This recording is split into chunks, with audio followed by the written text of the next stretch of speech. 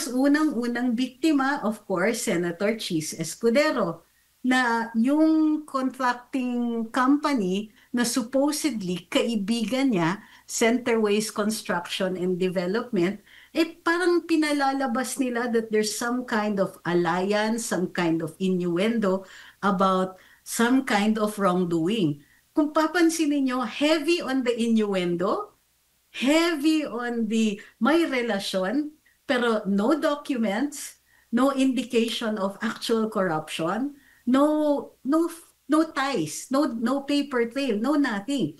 Kinuha nila yung pangalan dun sa nilabas na only 20% at inirelate right away dun sa isang senador na napakalakas ng argumento doon sa pagdidismiss ng impeachment complaint laban kay VP Inday Sara. Tingin ko hindi ito coincidence. Tingin ko hindi coincidence na 20% lang ang pinag-uusapan dito. Again, kung papansinin niyo the communications, parang ito lang ang nilabas nila na names, and then all out, and the very first controversial person to be pointed out is somebody heavily involved in the dismissal sa impeachment ni VP Inday. Hindi ba nakakapagtaka? Sincere ba itong pag-iimbestiga sa flood control? O naghahanap lang sila ng panibagong villains para meron naman pagbintangan at hindi sila masyadong matuunan ng pansin? This has been the style of the Marcos administration since 2023. Tingin ko hindi sila nagbabago.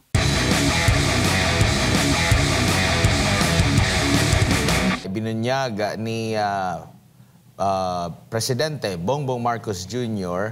yung 15 mga kontraktor na sumasaklaw sa 20% ng mga flood control projects ng ating bansa. Anong nakikita nyo po dito na pagbabago after 3 years ng kanyang administrasyon? Meron na siyang mga ganitong klase po.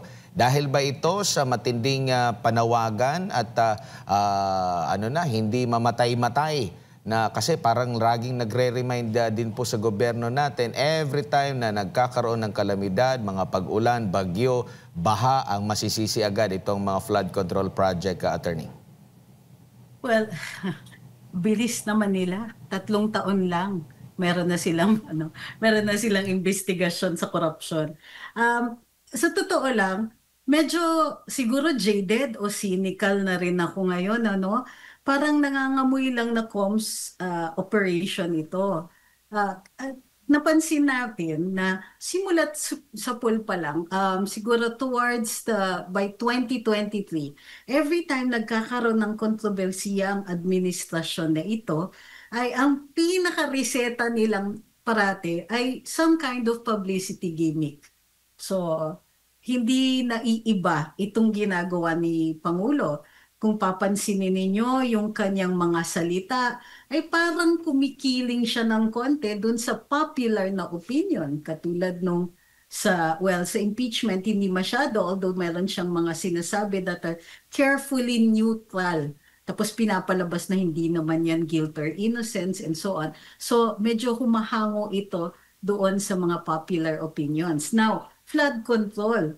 Naging controversial ang flood control last year pa. Pero ito, suddenly, umaandar siya. Parang napakabilis naman yata ng reaction time. Either 3 years or 1 year, depending kung gano'ng ka-charitable tayo towards this administration.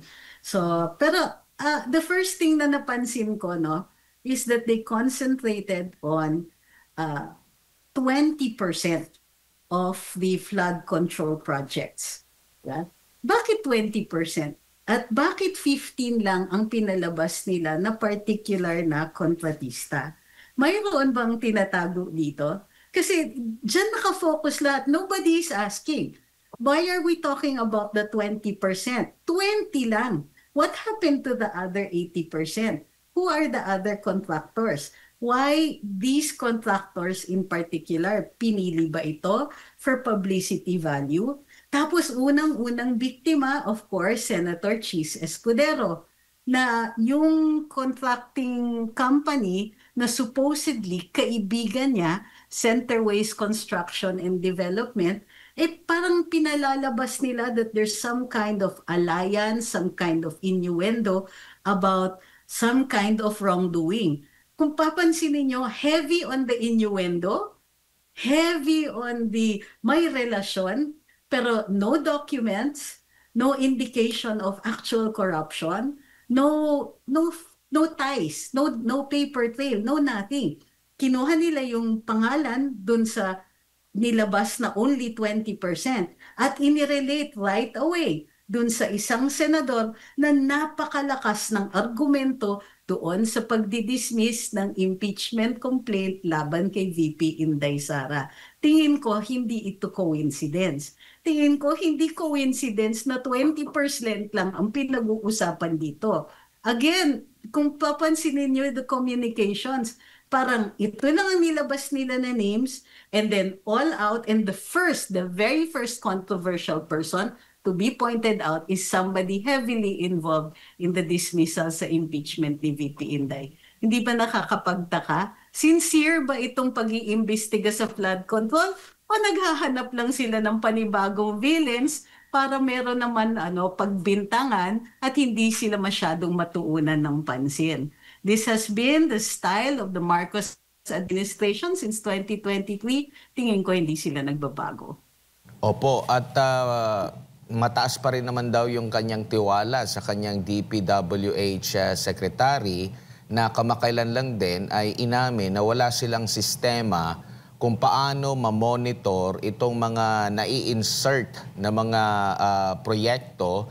Nalalaman na lang nila pag napirmahan na or ganap ng naging batas ang NEP o yung budget for a certain year, attorney. Kumbaga, nakikita nyo, kasi may panawagan din na mag-ano muna, bumaba pansamantala sa pwesto habang para at least bigyan ng leeway yung investigasyon talaga. Kasi hindi po basta-basta, no? Sa flood control projects alone, baka umabot na ng trilyon yung budget ukol rito. Mas malaki pa ito ng dihamak sa iniimbestigahan nila kaugnay sa umano'y paglustay daw ng Office of the Vice President, Attorney.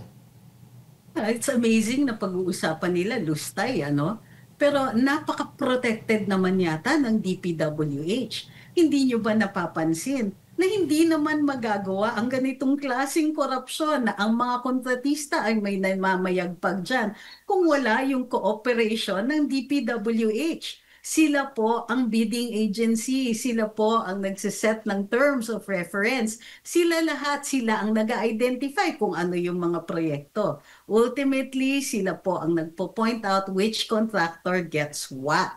Pero super protected, hindi naman binabanggit. Mag-a-announce ba ang Pangulo na may super tiwala siya dito sa DPWH niya, but at the same time, mag-a-allege na parang may mga anomalya? Hindi naman pwedeng ganon, di ba? May wrongdoing, pero meron ka na kagad na, na inaabsuelto. Hindi pa nga nag-uumpisa ang investigasyon. Muli, there is no issue with corruption. Ang issue natin dito kay Pangulo is that parang nagtuturo siya in a certain direction towards the legislature, and hello, eto na nga, dinali pa nila si Senate President Cheese Escudero. But at the same time, trying to avoid yung bintang dun sa indispensable party, which is the DPWH. Para sa akin, amazing talaga yung yung verbal calisthenics dito. Opo. Sa nakikita niyo po, attorney, paano po kaya masusolusyonan itong problema na ito? Meron ding napanukala yung nabanggit mo, si Senate President Cheese Escudero, na ipagbawal na sa mga public official at kanilang mga kamag-anak hanggang 4th degree na makakuha ng kontrata po dito po sa gobyerno, no? Dahil nga dito sa mga controversial.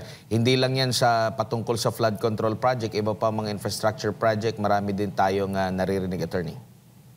Astounding nga na ngayon iyan mapopropose, pero sa totoo lang, conflict of interest pa rin kung napupunta yung kontrata sa mga kamag-anak ng mga opisyal, lalong-lalo na kung may kinalaman ng opisyal. Ngayon, siguro ang nakikita natin dito ay nagagawa ng excuse yan kasi walang direct involvement ang legislators pagdating sa mga kontratang ito. And yet, alam natin that they can identify projects for the DPWH. Yun nga yung issue natin sa pork barrel dati, di ba?